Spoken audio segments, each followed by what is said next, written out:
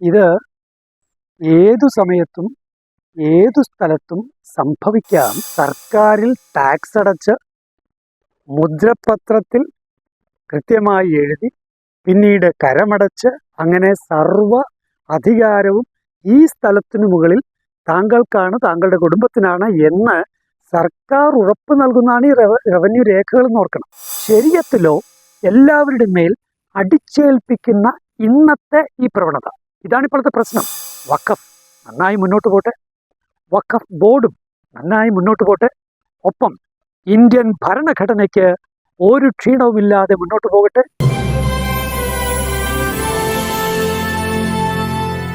പ്രിയ സുഹൃത്തുക്കളെ, ഈ ദിവസങ്ങളിൽ വലിയ ഒരു വിവാദ വിഷയമായി മാറിയിരിക്കുകയാണ് ചെറായി മുനമ്പം കടപ്പുറം. നമ്മൾ അറിയാതിരുന്ന ഒരു വലിയ അനീതി കേട്ടതിൻ്റെ ഒരു നടുക്കത്തിലാണ് കേരളം. അതായത് വൈപ്പിൻ ദ്വീപിൽ അതിൻ്റെ വടക്കേ അറ്റത്ത് ഉള്ള ചെറായി മുനമ്പം കടപ്പുറം ഏതാണ്ട് 114 ഏക്കർ അവിടെ താമസിക്കുന്ന മനുഷ്യർ 350ഓളം ലത്തീൻ കത്തോലിക്ക കുടുംബങ്ങൾ, 100ഓളം ഹൈന്ദവ കുടുംബങ്ങൾ, മൊത്തത്തിൽ 610ഓളം പട്ടയങ്ങൾ. ഇവ കഴിഞ്ഞ 2022 മുതൽ ഇവർക്കാർക്കും കരമടക്കാൻ പറ്റാത്ത രീതിയിൽ അവരുടെ പേരിലുണ്ടായിരുന്ന സ്ഥലങ്ങൾ അതിപ്പോൾ വഖഫ് ബോർഡിൻ്റെ പേരിലേക്ക് മാറിയിരിക്കുക. ഇത് കേരളം ഞെട്ടലോടെ കേൾക്കുന്നു. പക്ഷേ ഇത് ഒരു പ്രദേശത്തിൻ്റെ വിഷയമല്ല. ഇത് ഏതു സമയത്തും ഏതു സ്ഥലത്തും സംഭവിക്കാം എന്ന ഒരു സാധ്യത ഇപ്പോൾ നമ്മുടെ മുന്നിലുണ്ട്. ഇന്ത്യയിൽ ഒട്ടാകെ ഏതാണ്ട് 1 ലക്ഷത്തോളം കേസുകൾ അല്ലെങ്കിൽ പരാതികൾ, ലിറ്റിഗേഷൻസ് 1 ലക്ഷത്തോളം കേസുകൾ ഇന്ന് നിലവിലുണ്ട്. എന്താണ് ഇതിനു കാരണം? ഇത് നിലവിലുള്ള വഖഫ് ആക്ടിൻ്റെ പേരിലാണ് നടക്കുന്നത്. എന്താണ് വഖഫ് ആക്ട്?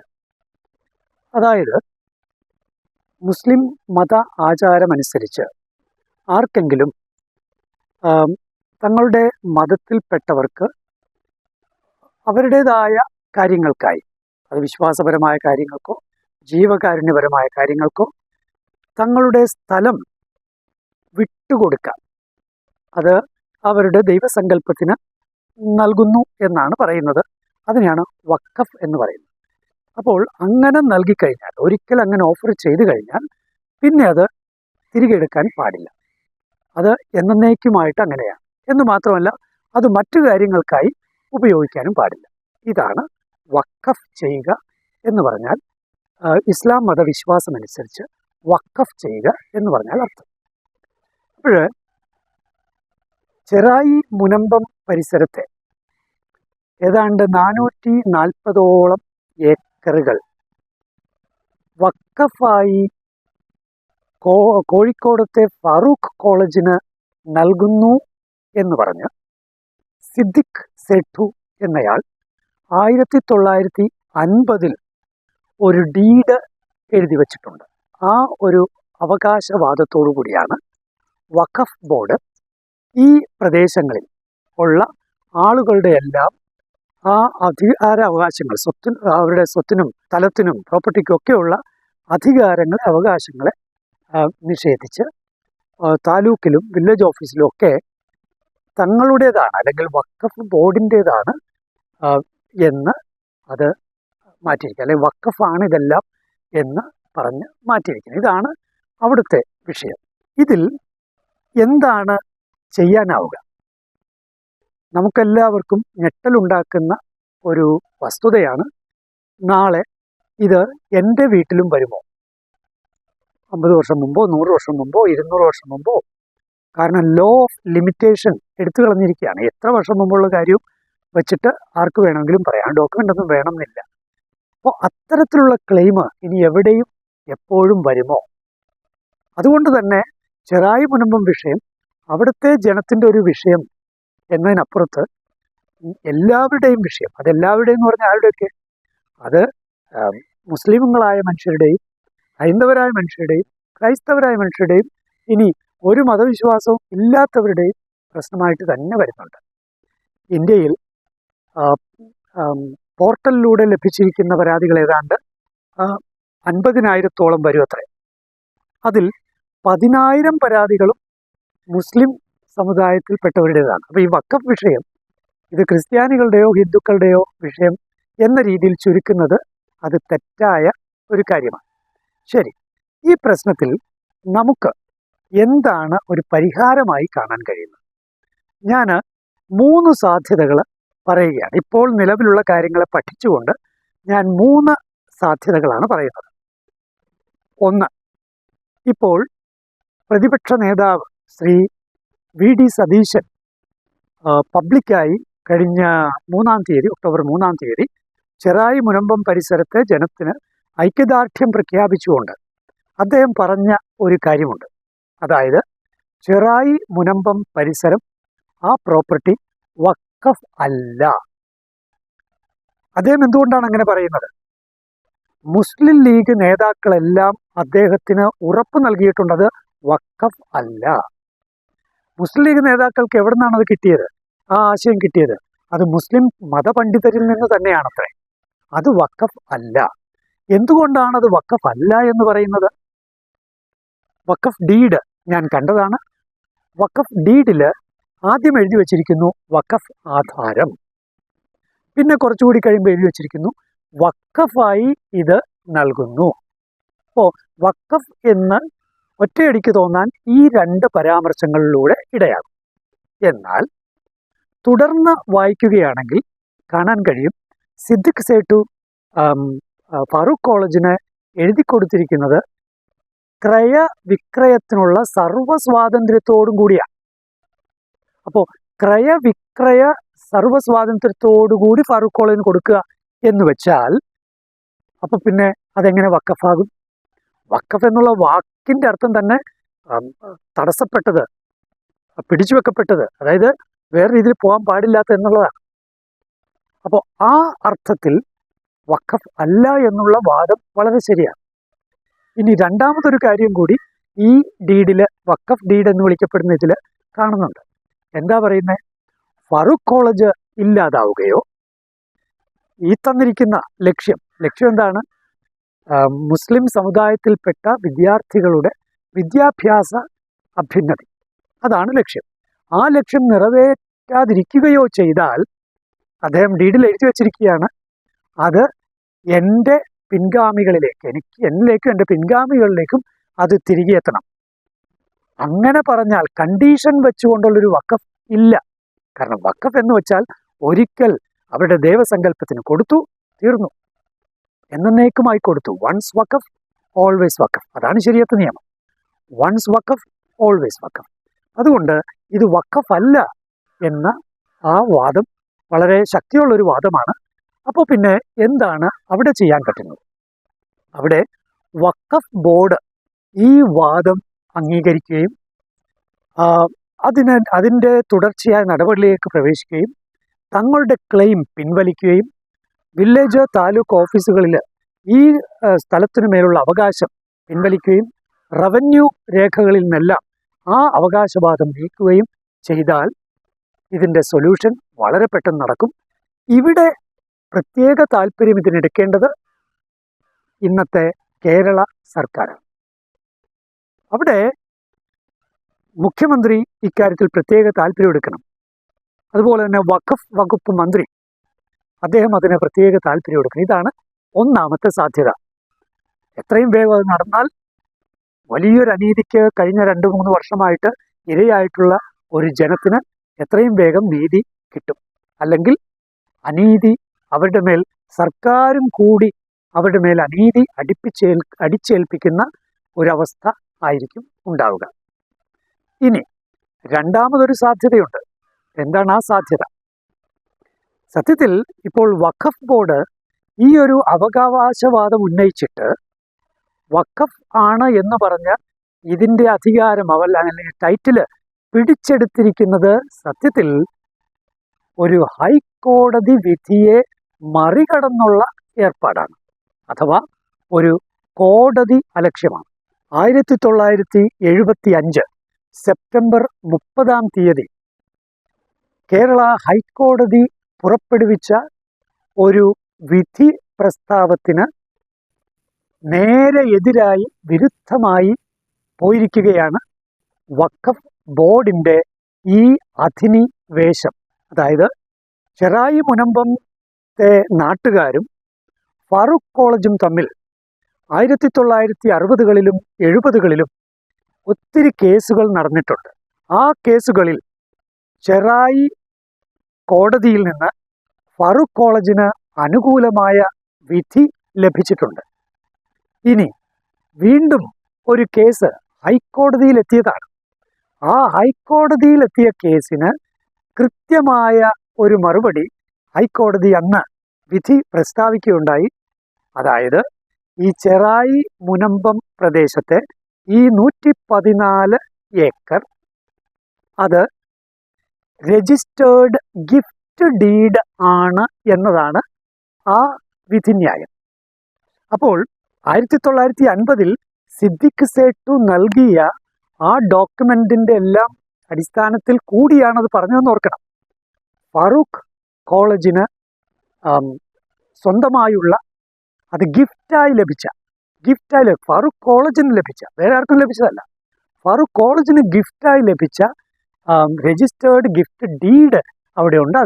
അതുകൊണ്ട് അവകാശം ഫാറൂഖ് കോളേജിനാണ് എന്ന് ഹൈക്കോടതി നിസ്സംശയം ഒരു വിധി പ്രസ്താവിച്ചിട്ടുണ്ട്. ഇനി ഈ കഴിഞ്ഞ ഏതാനും വർഷങ്ങളായി വഖഫ് ബോർഡ് ഈ വിധിക്ക് മുകളിലേക്ക് കടന്നു കയറിക്കുകയാണ്. സത്യത്തിൽ ഒരു കോടതി അലക്ഷ്യമാണ് വഖഫ് ബോർഡ് നടത്തിയിരിക്കുന്നത്. അതുകൊണ്ട് തന്നെ ഇത് നിയമത്തിന് മുന്നിൽ, ഹൈക്കോടതിക്ക് മുന്നിൽ പിടിച്ചു നിൽക്കാൻ കഴിയില്ല. ഹൈക്കോടതിയുടെ ഒരു വിധിയെ മാറ്റാനായിട്ട് ആർക്കാ കഴിയുക? സുപ്രീം കോടതിയേക്കേ കഴിയുള്ളൂ. വഖഫ് ബോർഡ് ഒരു കോടതി പോലുമല്ല എന്ന് നമുക്കറിയാം. അപ്പോൾ വഖഫ് ബോർഡ് ഒരു കോടതിയല്ല. വഖഫ് ബോർഡിൻ്റെ നടപടികളെ ഹൈക്കോടതിക്ക് തിരുത്താം എന്നിരിക്കെ ഹൈക്കോടതിയുടെ ഒരു വിധിന്യായത്തെ വഖഫ് ബോർഡിന് എങ്ങനെ വഖഫ് ക്ലെയിം വെച്ച് എങ്ങനെ തിരുത്താനാകും? അതുകൊണ്ട് കോടതിയിലൂടെ ഒരു നീക്കം, അതിലൂടെ അവർക്ക് നീതി കിട്ടാൻ, ചെറായി മുനമ്പം പ്രദേശത്തെ ജനങ്ങൾക്ക് നീതി കിട്ടാൻ ഒരു സാധ്യതയുണ്ട്. അത് രണ്ടാമത്തെ സാധ്യത. ഇനി മൂന്നാമത്തെ സാധ്യത ഇവ നടന്നാലും നടന്നില്ലേലും തീർച്ചയായും നടക്കേണ്ട ഒരു കാര്യമാണ്. അതായത് വഖഫ് ബോർഡ് ഈ ഒരു തീരുമാനം അല്ലെങ്കിൽ ഇങ്ങനെയുള്ള കാര്യങ്ങൾ നടപ്പിലാക്കുന്നത് 1995 നിലവിൽ വന്ന 2013 ഭേദഗതി ചെയ്യപ്പെട്ട വഖഫ് ആക്ട് അടിസ്ഥാനമാക്കിയാണ്. വഖഫ് ആക്ടിലെ നിയമങ്ങൾ വഖഫ് ബോർഡിന് ഏതു രീതിയിലും അവരുടെ ഔചിത്യമനുസരിച്ച് ഉപയോഗിക്കാവുന്ന രീതിയിൽ അത്രയ്ക്ക് ലഘുവായി ഉണ്ടാക്കിയിരിക്കുന്ന നിയമങ്ങളാണ്. എന്തിന്? ഇന്ത്യൻ ഭരണഘടനയ്ക്ക് വിരുദ്ധമായ നിയമനിർമ്മാണമാണ് 1995 നരസിംഹറാവു സർക്കാർ അധികാരത്തിൽ ഇറങ്ങിപ്പോകുന്നതിന് 5 മാസം മുമ്പ് നടത്തിയത്. അതുപോലെ തന്നെ മൻമോഹൻ സിംഗ് സർക്കാർ അധികാരത്തിൽ ഇറങ്ങിപ്പോകുന്നതിന് 8 മാസം മുമ്പ് നടത്തിയ അമെൻമെൻറ്റും. അതിലെ പ്രത്യേകിച്ച് 40ാം വകുപ്പ് 40ാം വകുപ്പാണ് സത്യത്തിൽ വഖഫ് ബോർഡിൻ്റെ ഈ അതിരില്ലാത്ത, പരിമിതിയില്ലാത്ത അധികാര പ്രയോഗത്തിൻ്റെ മുഖ്യമായ കാരണമായിട്ടുള്ളത്. അവയെ തിരുത്തുക എന്നതാണ്. അതായത് വഖഫ് ബോർഡിന് ഒരു സ്ഥലം ക്ലെയിം ചെയ്യാൻ ഒരു ഡോക്യുമെൻറ്റും അവരുടെ കയ്യിൽ ഉണ്ടാകേണ്ടതില്ല. ഒരു ഡോക്യുമെൻറ്റും, അതായത് റവന്യൂ ഡോക്യുമെൻറ്റ്സ് ഒന്നും ആവശ്യമില്ല. അവിടെ പറഞ്ഞിരിക്കുന്നത് if the Waqf board has reasons to believe എന്നാണ്. അത്രേ ഉള്ളൂ.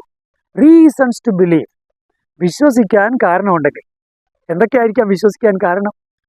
അത് പണ്ടത്തെ ഒരു പാട്ടിൽ ഇങ്ങനെ പറയുന്നുണ്ട്, ഈ സ്ഥലം വഖഫ് ചെയ്തു എന്ന്. ഒരു പുസ്തകത്തിൽ ഇങ്ങനെ ഞാൻ വായിച്ചു, ഞാൻ ഇത് അന്നത്തെ സേട്ടു അത് വഖഫ് ചെയ്തു എന്ന്.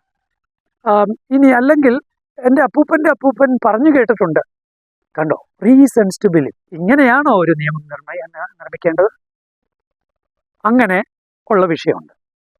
ഇനി വഖഫ് ബോർഡ് പ്രത്യേകിച്ച് വ്യക്തികളുടെയും കുടുംബങ്ങളുടെയും സ്വത്തുകൾ പിടിച്ചെടുക്കുമ്പോൾ അവർക്ക് നോട്ടീസ് അയക്കണമെന്ന് ഈ 40-ാം വകുപ്പിൽ പറയുന്നില്ല. 40-ാം വകുപ്പിൻ്റെ 3-ാം ഉപവകുപ്പിൽ പറയുന്നുണ്ട്, അതായത് ട്രസ്റ്റിൻ്റെയും സൊസൈറ്റിയുടെയും സ്ഥലങ്ങൾ പിടിച്ചെടുക്കുമ്പോൾ നോട്ടീസ് കൊടുക്കണമെന്ന് പറയുന്നുണ്ട്. പക്ഷേ വ്യക്തികളുടെയോ കുടുംബങ്ങളുടെയോ സ്ഥലങ്ങൾ പിടിച്ചെടുക്കുമ്പോൾ നോട്ടീസ് കൊടുക്കണമെന്നില്ല. അതെന്തൊരു വയലേഷനാണ്! അത് ഡിക്ലറേഷൻ ഓഫ് ഹ്യൂമൻ റൈറ്റ്സ് ഇല്ലേ, international universal declaration of human റൈറ്റ്സിന് വരെ എതിരല്ലേ. അതായത് ഒരാൾക്ക് പറയാനുള്ളത് കേൾക്കപ്പെടാനുള്ള അവകാശമില്ലേ. ഒരാളെ സംബന്ധിച്ച കാര്യങ്ങൾ, അത് ഒരു കുറ്റം ചെയ്ത, ക്രിമിനൽ കുറ്റം ചെയ്ത ആളായാൽ പോലും അയാൾക്ക് പറയാനുള്ള അവകാശമുണ്ട്, കേൾക്കപ്പെടാനുള്ള അവകാശം അയാൾക്കുണ്ട്. ഇതൊന്നുമില്ലാതെ പിടിച്ചെടുക്കുകയാണ്. ഇവിടെയാണ് വിഷയമുള്ളത്. അപ്പോൾ ഇതുപോലെ ഒത്തിരി പ്രശ്നങ്ങൾ ഈ ലെജിസ്ലേഷനിലുണ്ട്. ആ ലെജിസ്ലേഷൻ തിരുത്തുക എന്നുള്ളത് തന്നെയാണ്. എല്ലാം തിരുത്തണമെന്നില്ല, ഏതാനും ചില നമ്പറുകൾ മാത്രം തിരുത്തിയാൽ മതിയാവും. വളരെ പ്രത്യേകിച്ച് 40, 83, 100, എൻ്റെ ഓർമ്മ ശരിയാണെങ്കിൽ 103, 108, അങ്ങനെ ഒരു 4 എണ്ണം തിരുത്തിയാൽ മതിയാവും. അതാണ് എൻ്റെ പെട്ടെന്നുള്ള ഓർമ്മ കേട്ടോ. ഒരു പക്ഷേ നമ്പർ തെറ്റിപ്പോകാൻ സാധ്യതയുണ്ട്. പക്ഷെ 40 വളരെ കൃത്യമായി. ഇനി വഖഫ് ബോർഡ് ഒരു സ്ഥലം അങ്ങോട്ട് പിടിച്ചെടുക്കുന്നു, ജനം അറിയുന്നില്ല. അവർ കരമടക്കാനായിട്ട് വില്ലേജ് ഓഫീസിൽ അല്ലെങ്കിൽ മറ്റെന്തെങ്കിലും സർട്ടിഫിക്കറ്റിനോട് വില്ലേജ് പോകുന്നു. അവർ പറയുന്നു ഇത് നിങ്ങളുടെ സ്ഥലമല്ല. അവർ ഞെട്ടിത്തരിച്ചു പോവുക, ഇത് നിങ്ങളുടെ സ്ഥലമല്ല. പിന്നെ അവരെന്ത് ചെയ്യണം? അവർക്ക് അതിനോട് എങ്ങനെ ചോദിക്കാൻ കഴിയും? അപ്പോൾ അവരെന്ത് ചെയ്യും? സാധാരണഗതിയിൽ നമ്മൾ കോടതിയിൽ പോകും. പക്ഷെ അവർക്ക് കോടതിയിൽ പോകാൻ പറ്റില്ല. പിന്നെ എവിടെ പോകണം? വഖഫ് ബോർഡിൻ്റെ തന്നെ അതിൻ്റെ ഭാഗമായ ഒരു വഖഫ് ട്രിബ്യൂണലുണ്ട്, അവിടെ പോകാൻ പറ്റും. വഖഫ് ട്രിബ്യൂണലിൽ ആരൊക്കെയാണ്? ഒരു ജഡ്ജ്, ഓക്കെ, ഒന്ന് ഒരു സർക്കാർ ഉദ്യോഗസ്ഥൻ, മറ്റൊന്ന് ഒരു മുസ്ലിം നിയമത്തിൽ പാണ്ഡിത്യമുള്ള ആൾ, ചുരുക്കി പറഞ്ഞാൽ ഒരു മുസ്ലിം മതപണ്ഡിതൻ. ഇവിടെയാണ് ഈ ആളുകൾ തങ്ങളുടെ പരാതിയായിട്ട് പോകുന്നത്. പരാതിയായിട്ട് പോകുമ്പോൾ ഇവരുടെ ഉത്തരവാദിത്വമാണ് അത് വഖഫ് പ്രോപ്പർട്ടി അല്ല എന്ന് തെളിയിക്കുക എന്നുള്ളത്. അതെങ്ങനെ തെളിയിക്കാൻ കഴിയും? സ്വന്തം റവന്യൂ ഡോക്യുമെൻ്റായിട്ട് പോയാൽ പറ്റുമോ? സ്വന്തം റവന്യൂ ഡോക്യുമെൻറ്റിന് ഒരു വിലയുമില്ല വഖഫ് ബോർഡിന് മുന്നിൽ. അതാണ് വളരെ തമാശയുള്ള കാര്യം. സർക്കാരിൽ ടാക്സ് അടച്ച് മുദ്രപത്രത്തിൽ കൃത്യമായി എഴുതി പിന്നീട് കരമടച്ച് അങ്ങനെ സർവ്വ അധികാരവും ഈ സ്ഥലത്തിനു മുകളിൽ താങ്കൾക്കാണ്, താങ്കളുടെ കുടുംബത്തിനാണ് എന്ന് സർക്കാർ ഉറപ്പ് നൽകുന്നതാണ് ഈ റവന്യൂ രേഖകൾ എന്ന് ഓർക്കണം. പക്ഷേ ആ റവന്യൂ രേഖകളുമായിട്ട് ചെന്നാൽ അത് ഉണ്ടാകും.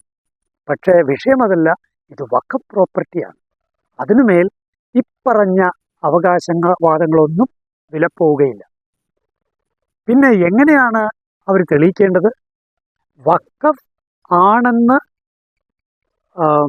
വഖഫ് ബോർഡ് പറയുന്ന കാര്യങ്ങളുണ്ടല്ലോ. ഉദാഹരണത്തിന് 1950 സിദ്ദിഖ് സേട്ടു എന്നൊരാൾ ഈ ഇത്രയും സ്ഥലം വഖഫ് ആയി കൊടുത്തിട്ടില്ല എന്ന് തെളിയിക്കണം. അതിനുള്ള ഡോക്യുമെൻറ്റുകളൊക്കെ ഇവരുണ്ടാക്കേണ്ടി വരും. ഇതെന്തൊരു ന്യായമാണ്, എന്തൊരു നിയമമാണ് ഇത്! എങ്ങനെയാണ് നമ്മുടെ ഭരണഘടനയ്ക്ക് നിരക്കുന്നതാകുന്നത്? അപ്പോൾ ഇത്തരത്തിലുള്ള വളരെ അപകടം പിടിച്ച നിയമനിർമ്മാണമാണ് നടത്തിവെച്ചിരിക്കുന്നത് 1995-ലും 2013-ലും. അതുകൊണ്ട് അവ തിരുത്തപ്പെടുക എന്നുള്ളതാണ് പ്രധാനം. അഥവാ വഖഫ് ആക്ട് നിയമ ഭേദഗതി ഉണ്ടാവുക. അത് ചെറായി മുനമ്പം വിഷയത്തോട് ബന്ധപ്പെടുത്തിയായാലും ബന്ധപ്പെടുത്താതെ ആയാലും തീർച്ചയായും അതുണ്ടാകണം. ഇനി വഖഫ് ട്രൈബ്യൂണലിൽ പോയാൽ നീതി കിട്ടുമെന്ന് എന്തുറപ്പാണ്, ആർക്കാണ് ഉള്ളത്? കാരണം വഖഫ് ബോർഡിൻ്റെ ക്ലെയിമിന് ഓൾറെഡി അവിടെ 50% ഓൾറെഡി മാർക്ക് വന്നു കഴിഞ്ഞു. കാരണം എന്താ? വഖഫ് ബോർഡിന് ഒരു ഡോക്യുമെൻ്റ് ഹാജരാക്കണ്ട. നിങ്ങൾ ഓർക്കണം, ചെറായി മുനമ്പം പരിസരത്തുള്ള കാര്യത്തിൽ ബോർഡിന് ഡോക്യുമെൻ്റ് ഉണ്ട്, സിദ്ദിഖ് സേട്ടുവിൻ്റെ ഈ പറഞ്ഞ ഡോക്യുമെൻ്റ് ഉണ്ട്. എന്നാൽ ഇന്ത്യയിൽ പലയിടങ്ങളിലുമുള്ള അവകാശവാദങ്ങൾക്ക് പിന്നിൽ ഒരു ഡോക്യുമെൻറ്റും ഇല്ല.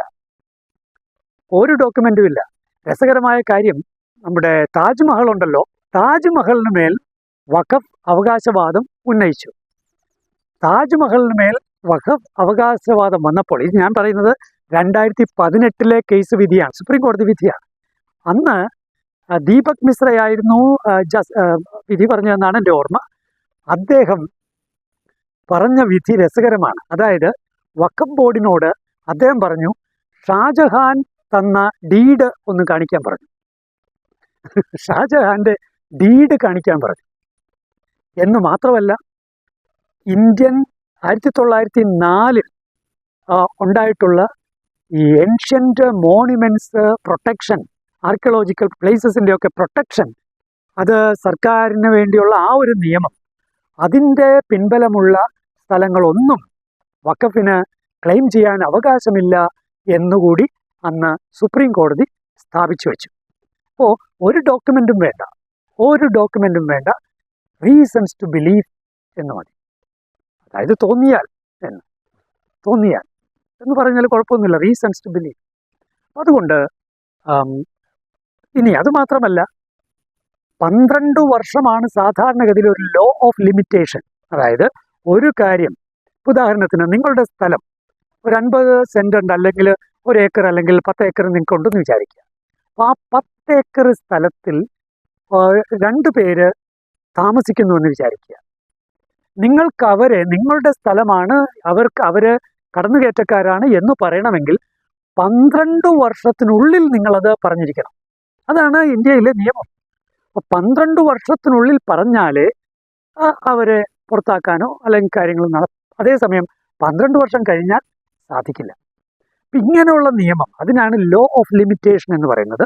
പക്ഷേ വഖഫ് ബോർഡിൻ്റെ കാര്യത്തിൽ ലോ ഓഫ് ലിമിറ്റേഷൻ ബാധകമല്ല എന്നുകൂടി ആക്കി വച്ചിരിക്കുക. ഇങ്ങനെ ഉള്ള വളരെ അപകടകരമായ ക്ലോസുകൾ ഈ നിയമത്തിലുണ്ട്, വഖഫ് ആക്ടിലുണ്ട്. അതിൻ്റെ ഭേദഗതി നടക്കുക. ഇതൊക്കെയാണ് ചെറായി മുനമ്പം പരിസരത്തെ പ്രശ്നം സോൾവ് ചെയ്യുന്നതിനും ഒരു പാൻ ഇന്ത്യ തലത്തിലുള്ള വഖഫുമായി ബന്ധപ്പെട്ട പ്രശ്നങ്ങളെ സോൾവ് ചെയ്യുന്നതിനും വേണ്ടത്. പ്രിയപ്പെട്ടവരെ, നമ്മളാരും വഖഫിന് എതിരല്ല, വഖഫ് ബോർഡിനും എതിരല്ല. അത് നന്നായി മനസ്സിലാക്കണം. വഖഫ് ചെയ്യുക എന്നുള്ളത് അവരുടെ മതപരമായ ഒരു ആവശ്യമാണ്. അത് നടന്നോട്ടെ, നല്ല കാര്യം. പക്ഷേ വഖഫ് ബോർഡിൻ്റെ പ്രവർത്തന പരിധികൾ ഇന്ത്യൻ ഭരണഘടനയ്ക്ക് അനുസരിച്ചായിരിക്കണം. അല്ലാതെ എല്ലാ മനുഷ്യരെയും ബാധിക്കുന്ന വിഷയങ്ങളിൽ അത് വ്യക്തിഗത നിയമം എന്ന് പറയുന്നത് വളരെ അപകടകരമാണ്.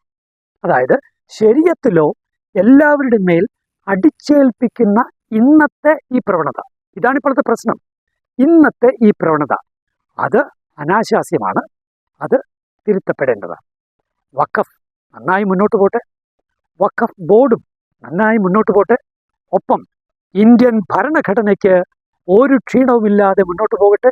ഇന്ത്യൻ മതേതരത്വം, ഇന്ത്യ ഒരു മതരാഷ്ട്രമല്ല, മതരാഷ്ട്രമാകാൻ പാടില്ല. ഇന്ത്യൻ മതേതരത്വം അതിശക്തമായി മുന്നോട്ട് പോകട്ടെ. ഭരണഘടനയാണ്, ശരീഅത്ത് നിയമമല്ല നമ്മൾ ഇവിടെ ഇന്ത്യൻ പൗരന്മാർക്ക് ബാധകമായിട്ട് ഉള്ളത്. നന്മ വരട്ടെ എല്ലാവർക്കും. ചെറായി മുനമ്പം നിവാസികൾക്ക് മാത്രമല്ല, ഇന്ത്യ മുഴുവനിലും നന്മ വരട്ടെ.